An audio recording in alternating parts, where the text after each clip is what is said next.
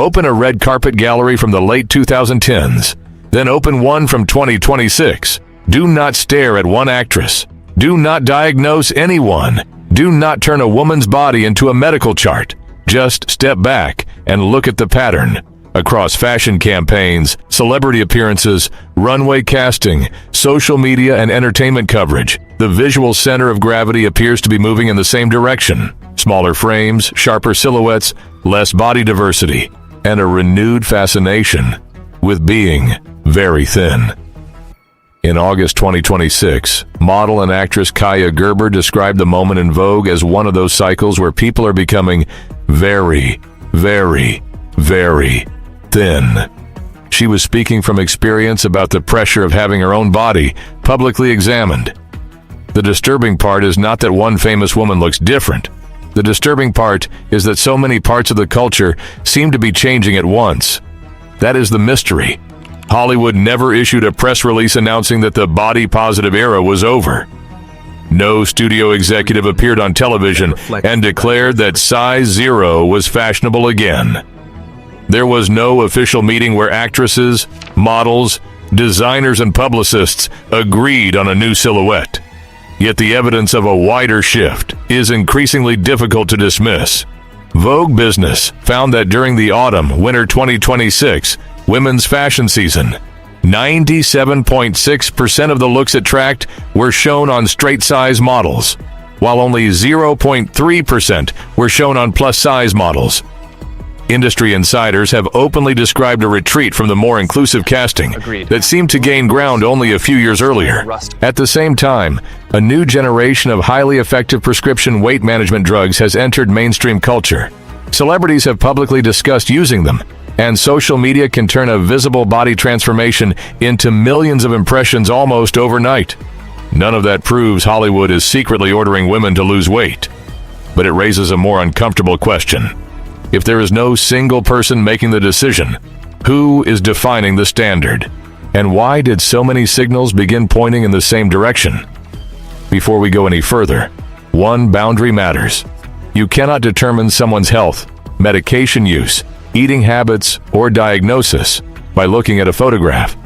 A celebrity becoming thinner does not prove that she is taking a GLP-1 medication, dieting, undergoing a medical treatment, dealing with stress, changing for a role, or experiencing any specific condition. Some public figures have explained their own choices. Others have asked the public to stop speculating about their bodies. Both facts deserve respect. This investigation is not about deciding why a specific actress lost weight. It is about the system around famous women, and why that system suddenly seems to be rewarding one type of appearance again. If you enjoy documentaries that investigate patterns without turning rumors into evidence, subscribe to Mr. Occultus and leave a like. Because by the end of this story, the strangest possibility may not be that someone in Hollywood secretly decided to bring extreme thinness back. It may be that nobody had to. Hollywood has always changed the female body, like fashion changes a hemline. The preferred silhouette shifts, disappears, returns, and gets renamed. In the 1920s, a flatter, straighter figure became associated with the modern flapper. In the 1950s, a more pronounced hourglass could represent glamour. The 1960s made Twiggy's narrow frame an international symbol. The 1990s brought the aesthetic that became known as heroin chic, with fashion photography embracing angularity, pallor, and extreme slenderness. The early 2000s produced its own version of the size 0 obsession, amplified by tabloid photographs that treated women's weight fluctuations as public events. Then the visual language changed again. Curves became more commercially dominant in the 2010s. Social media altered who could become a beauty reference. Celebrities and influencers built enormous audiences without necessarily fitting the old runway ideal. The body positivity movement pushed brands to show a broader range of bodies. Plus-size and curve models gained more visibility. Advertising campaigns talked about representation. Fashion houses were pressured to expand casting. For a while, it looked as though the industry had learned something. But there was always a question hiding beneath that progress. Had the standard actually changed? Or had the market simply discovered that inclusivity was profitable? That distinction matters because genuine structural change survives when the cultural mood changes. Marketing trends do not. By 2024, Vogue Business was already documenting a worrying reversal. Its analysis of Spring-Summer 2025 found that 94.9% of 8,063 runway looks were presented on straight-size models. Editors and casting professionals told the publication they were seeing models at the extremely thin end of the spectrum again. By autumn-winter 2026, the share of straight-size looks in Vogue Business's women's runway analysis had climbed to 97.6%, while plus-size representation fell to 0.3%, matching the lowest level the publication had recorded since it began tracking the data. Numbers cannot tell us whether a specific model is healthy. They can tell us what kind of bodies the industry is choosing to display, and that choice has consequences far beyond the runway. High fashion still acts as a laboratory for visual status. A silhouette appears in casting. Designers build collections around it. Stylists adapt it for celebrities. Magazine shoots translate it into editorial imagery. Luxury houses put it into campaigns. Fast fashion imitates the clothes. Influencers imitate the styling. Algorithms distribute the most engaging images. The body underneath the clothing becomes part of the aesthetic package, even when nobody openly says that it should. This is how a standard can spread without an announcement. One casting director does not control Hollywood. One stylist does not control Hollywood. One designer does not control Hollywood. But if all of them begin responding to the same signals, the result can look coordinated from the outside. And around 2021, one of those signals changed dramatically. In June of that year, the FDA approved Wegovy, a semaglutide medication for chronic weight management in certain adults with obesity or overweight and weight-related conditions. Other drugs in the broader GLP-1 and related medication category became increasingly visible in public conversation. Ozempic, also semaglutide, had been approved for type 2 diabetes, while other products were developed and approved for specific weight management indications. By 2023, the FDA approved Zepbound, a tirzepatide medication, for chronic weight management in qualifying adults. These were not cosmetic products. They were prescription medicines developed for legitimate medical conditions, and for many patients, they represented an important new treatment option. But culture does not always keep medical technology inside the boundaries where it began. Hollywood noticed. The public noticed Hollywood noticing. And soon, the names of these drugs were everywhere. Celebrities began speaking openly about their experiences. Oprah Winfrey publicly confirmed using prescription weight loss medication, and later devoted a television special to obesity and the new medications. Whoopi Goldberg said she had used Mounjaro. Sunny Hostin also publicly discussed using Mounjaro. Other public figures described positive experiences, difficult side effects, stopping treatment, or complicated feelings about the entire phenomenon. By 2026, GLP-1 medication was no longer a niche medical subject. It had become part of celebrity vocabulary. That public disclosure is important because it proves something without proving too much. It proves that these medications exist inside the celebrity ecosystem. It does not prove that every shrinking celebrity is using them. But once a technology capable of producing substantial weight loss becomes accessible to wealthy people with private physicians, nutritionists, trainers, and elite medical networks, the economics of the beauty standard change. A visual ideal that once demanded years of restrictive behavior may become more achievable for some people through medical treatment. Again, that does not make the treatment illegitimate. For an appropriate patient, it may be medically beneficial. The cultural question is different. What happens when a powerful medical tool enters an industry that already rewards thinness? The answer may be visible on the runway. Vogue reported in 2026 that models, agents, casting directors, and designers were all noticing models getting smaller. Some people in the industry specifically connected the shift to GLP-1 availability and the return of extreme thinness as an ideal. A curve model described the pressure in simple terms. When smaller bodies begin booking the most prestigious jobs, Other models inevitably ask whether becoming smaller is now the price of entry. Nobody has to send an email saying, "Lose weight." The incentive says it for them. This is the first mechanism behind the pattern: silent competition. Imagine two actresses of similar age auditioning for the same category of roles. Nobody tells either woman that she must become thinner. But one begins appearing on magazine covers after a visible transformation. Designers suddenly dress her more often. Fashion accounts praise her new silhouette. Red carpet photographs circulate widely. I love it. Stylists notice. Publicists notice. Other actresses notice. The message moves through the ecosystem without ever becoming a written rule. Now multiply that process across hundreds of careers. The result can look like conspiracy because the behavior synchronizes. But synchronization does not require coordination. There is a term from economics and social science that helps explain this. Incentives can organize people almost as effectively as instructions.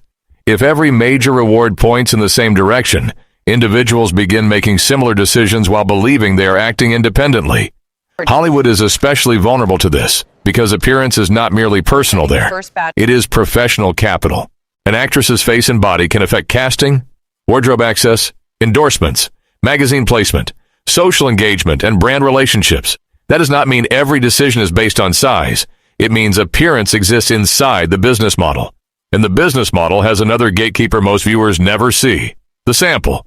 Luxury fashion is often produced for runway and editorial use in extremely limited sample sizes. Stylists borrowing clothing for premieres and awards. Shows frequently work with whatever pieces a fashion house makes available. If the most desirable samples are cut for very small bodies, the clothing itself becomes a filter. Famous women who fit the sample have immediate access to more options. Women who do not may require alterations, custom pieces, or entirely different relationships with designers. This sounds mundane compared with a conspiracy theory. It may be more powerful than one. A dress does not have to insult anyone. It simply has to be unavailable. A casting director does not have to demand weight loss. She only has to keep booking smaller bodies. A magazine does not have to publish a manifesto about thinness. It only has to keep selecting the same silhouette. A publicist does not have to order a transformation. She only has to notice which photographs receive the most attention. By the time the audience sees the red carpet, dozens of invisible decisions have already been made. This is why asking, "Who is doing this?" may be the wrong question. The more useful question is, where does the reward enter the system? One answer is fashion. Another is medicine. A third may be the algorithm. Research has repeatedly found associations between exposure to idealized thin imagery on social media and greater body dissatisfaction, particularly among women and girls. Social platforms did not invent body comparison, but they industrialized it. In the tabloid era, a photograph appeared once on a magazine rack. In the algorithmic era, the same transformation can be reposted, cropped, compared, commented on, and fed to millions of people because engagement tells the platform that the image keeps attention. And body transformations produce engagement. People stop scrolling. They compare before and after. They argue about whether the person looks better. They ask what happened. They search for the diet. They speculate about medication. They defend the celebrity. They criticize the celebrity. I need weekly check-in. Every reaction teaches the system that this body is worth showing again. The algorithm does not care whether the conversation is admiration or concern. It cares that people stayed. This creates a disturbing feedback loop. The celebrity's changing body generates attention. Attention makes the imagery more valuable. Valuable imagery is distributed more aggressively. Greater distribution makes the look feel more common. Once the look feels common among high-status women, it begins to feel like a standard. Other people respond to the standard, creating more transformations, more content, and more engagement. No mastermind required. Only a machine that rewards whatever makes people look twice. This may also explain why the return of thinness feels faster than older beauty cycles.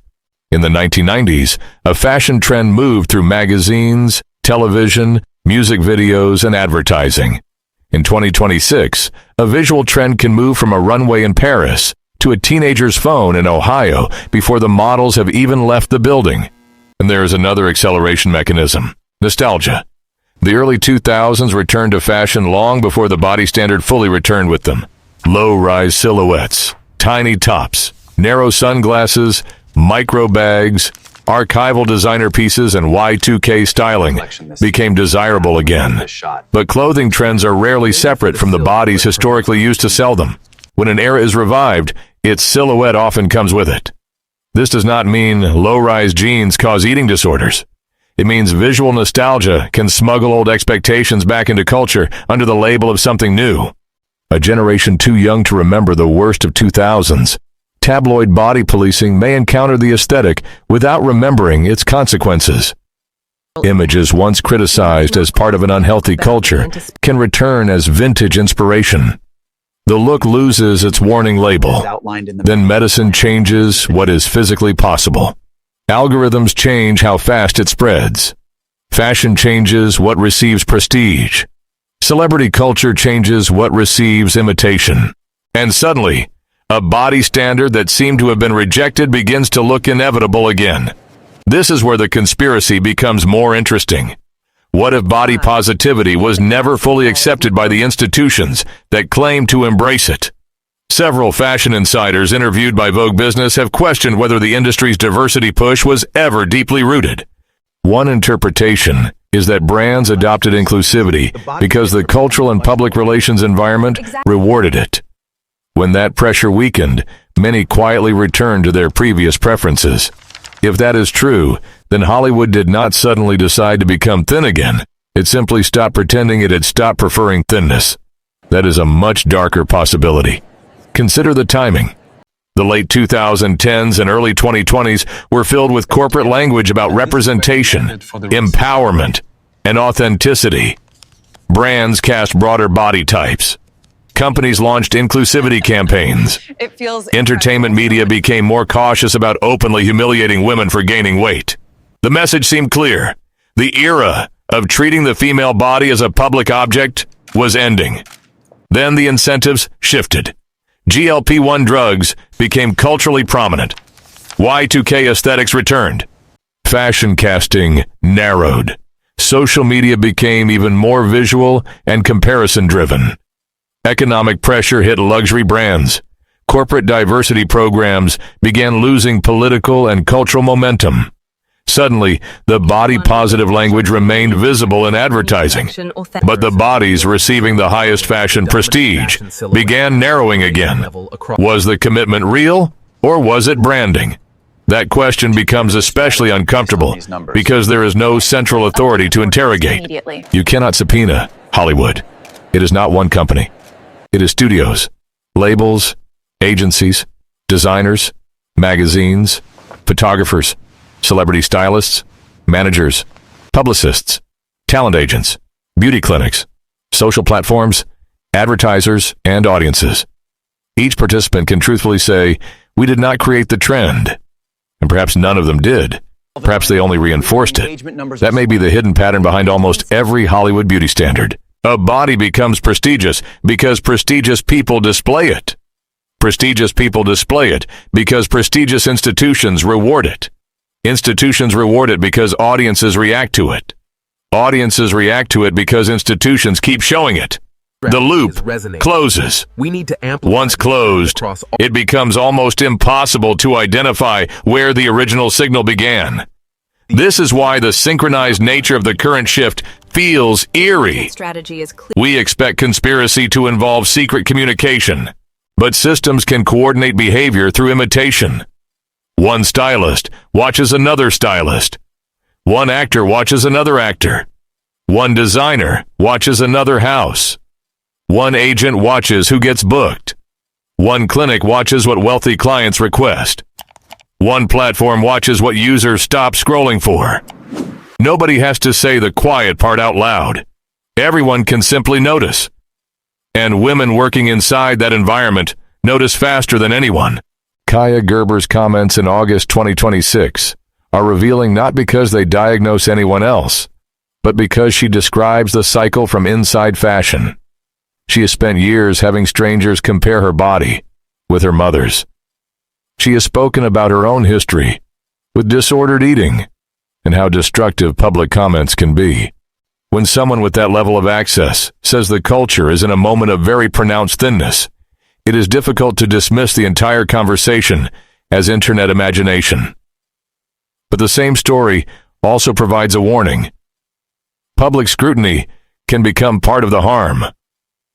Ariana Grande has repeatedly pushed back against commentary about her body and has said people should be more careful about discussing other people's appearances. In 2026, renewed public conversation about her body again became a major news story, with experts warning that celebrity body speculation can reinforce the idea that women's bodies are public property. This presents the investigation with a paradox. How do you question a cultural pattern without turning individual women into evidence? The answer is to look at the system, not to diagnose the person. The runway statistics are evidence. Publicly disclosed medication use is evidence. Fashion casting practices are evidence. Social media research is evidence. A celebrity photograph is not a medical record. That distinction is not merely ethical. It makes the mystery stronger, because once the personal gossip is removed, the institutional pattern remains, and the institutional pattern is difficult to explain as random. Why did size inclusivity decline at the same time that powerful weight management drugs became widely discussed? Why did early 2000s fashion aesthetics return during the same period? Why did skinny culture reappear in social media language? Why are industry professionals themselves describing smaller models and renewed pressure? It's on the rack, but Why does each change reinforce the others? There may be no secret agreement connecting them, but there is clearly a convergence. The medical industry does not need fashion to sell obesity treatment. The fashion industry does not need to instruct actresses to take medication. Social media companies do not need to prefer thin people in a boardroom. Celebrity stylists do not need to coordinate with pharmaceutical companies. Yet each system can still intensify the same outcome. We should maintain this course. This is what makes invisible influence so difficult to see. It rarely looks like control while you're inside it. It looks like choice. A designer chooses a silhouette. A model chooses whether to pursue a certain size. A patient and doctor choose a treatment. An actress chooses a dress. A user chooses which photograph to like. A platform chooses which post to recommend. A magazine chooses which cover to publish. Every decision can be individually defensible. Collectively, they can build a standard powerful enough to change millions of people's perception of what a normal body looks like. That is influence without a dictator, and it may be exactly what we are watching now. There is an important counterargument. Bodies change, fashion changes, medical treatment changes. Not every shift is sinister. Millions of people use GLP-1 medications for legitimate health reasons and may experience important benefits. Some celebrities who have publicly discussed them describe feeling healthier or more comfortable. Women are allowed to lose weight without being accused of betraying body positivity. They are allowed to gain weight without being accused of letting themselves go. They are allowed to refuse to explain either. The existence of individual choice matters, but personal choice does not erase cultural pressure. Both can exist simultaneously. A woman can freely choose a medical treatment while living inside a culture that rewards the result. A model can naturally have a very thin body while working in an industry that systematically prefers thinness. An actress can lose weight for private reasons, while entertainment media turns her transformation into a public signal for everyone else. The system does not need every individual story to have the same cause. It only needs the visible results to point in the same direction. That is why the pattern should be investigated at scale, rather than celebrity by celebrity. please, right here. Suppose 10 famous women appear noticeably thinner over 2 years. One may have changed her exercise routine. Start with the material Another outlined in this may be worksheet. treating a medical condition. Results in Another may be using an FDA-approved medication under medical care. Remember to follow the Another instructions on the package. may simply be aging. Another may be experiencing something entirely private. There is no responsible basis for claiming a shared cause. But if those 10 women are then dressed by an industry where size diversity is declining, photographed by media that rewards transformation stories, circulated through algorithms that amplify comparison, and viewed by audiences already hearing constant discussion about weight loss drugs, the cultural effect becomes shared even when the personal causes are not. The public sees simultaneity, and simultaneity creates the impression of coordination. Hollywood has always benefited from that illusion. It makes standards look natural. If everyone famous suddenly wears the same color, we recognize a trend. If everyone famous suddenly carries the same bag, we assume brands and stylists are involved. If everyone famous suddenly adopts the same haircut, we ask who started it. But when bodies appear to shift in the same direction, people become afraid to ask the same structural question because bodies are personal. They are personal. The standard surrounding them is not. That may be the most important distinction in this entire documentary. The question is not, what did this actress do to her body? The question is, why is this body type receiving more status now? Follow that question, and you find money. Luxury brands want images that communicate exclusivity. Entertainment companies want stars who generate attention. Social platforms want engagement. Beauty and wellness businesses want customers. Telehealth companies operate in a market where weight management drugs are commercially significant. Fashion publications want relevance. Influencers want reach. Audiences want novelty. Each market has its own reason to care about appearance. When the same look satisfies several markets at once, it becomes extremely difficult to resist. Thinness can signal fashion credibility. A visible transformation can generate press. Weight loss discussion generates searches. Searches generate content. Content generates advertising. Advertising generates more awareness. Awareness creates demand. Demand makes the transformation more culturally common. Then common becomes normal. And normal becomes expected. This is how a body becomes an economy. The cynical interpretation is that women's bodies never stop being commercial inventory. The packaging simply changed. In the 2000s, tabloids could shame a celebrity for cellulite on the cover of a magazine. In the body-positive era, brands could profit by selling empowerment. In the GLP-1 era, companies can sell transformation, while media sells the conversation around transformation. The language changes. The monetization survives. If that interpretation is correct, then the return of extreme thinness is not a cultural accident. It is what happens when a profitable aesthetic becomes technologically easier to pursue and socially prestigious again. But there is still no evidence that a central group decided this in secret. And that may be the most disturbing conclusion of all. A conspiracy has conspirators. A system can operate without them. A conspiracy can be exposed if someone leaks the documents. A system can continue even when everyone admits exactly what they are doing. The designer says thin samples are traditional. The stylist says she works with what designers send. The agent says she books what clients request. The client says the audience responds to the look. The platform says the algorithm reflects user behavior. The user says she is only clicking on what the platform shows her. Every participant passes responsibility to the next. The circle has no beginning. That does not make the influence imaginary. It makes it harder to stop. There are signs of resistance. Some designers continue to cast a wider range of bodies. The fashion world still contains people pushing for size diversity, and institutions such as the Metropolitan Museum of Art have deliberately challenged narrow assumptions about which bodies are worthy of fashion display. Body acceptance movements did not simply disappear. Plenty of consumers openly reject the return of extreme thinness as an aspirational ideal. But resistance itself proves that a standard is being contested. People do not organize against a trend nobody can see. The question is, which side has the stronger machinery? On one side are advocates, independent designers, health professionals, people in eating disorder recovery, creators promoting body neutrality, and audiences tired of having women's bodies turned into seasonal trends. On the other side is not a secret cabal. It is prestige. Prestige fashion. Prestige casting. Prestige media. Prestige celebrity.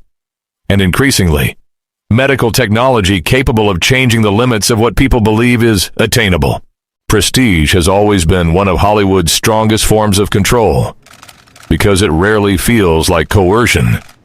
Nobody has to threaten you. They only have to show you what gets rewarded.